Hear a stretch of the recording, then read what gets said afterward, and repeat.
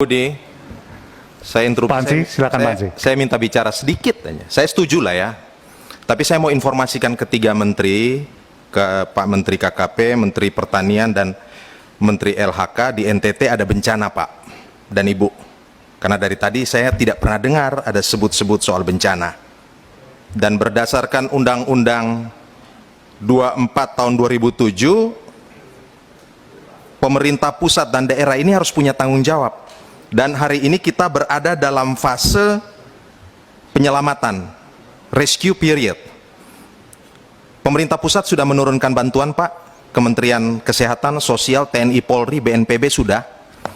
Tetapi pasca fase ini, saya kira tiga mitra kementerian kita ini juga, saya mewakili masyarakat NTT, dan saya yakin dua anggota DPR RI di komisi ini, Ibu Juli Sutrisno, Laiskodat, dan juga Pak Edward Tanur akan bicara hal yang sama Pak.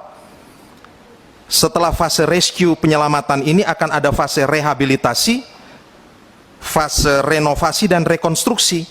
Dan hari ini yang menderita di sana itu adalah nelayan, peternak, petani, dan kalau kita bicara bencana, Ibu Siti Nurbaya, itu wilayah-wilayah hulu itu sudah gundul semua, wilayah tangkapan air.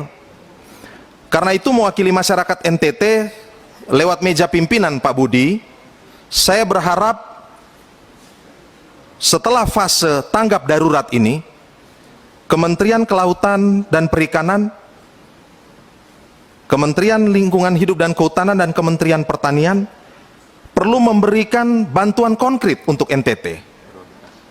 Dan ini harus menjadi prioritas Pak. Harus ada survei, ada identifikasi, ada desain, ada SID metode yang dilakukan di sana.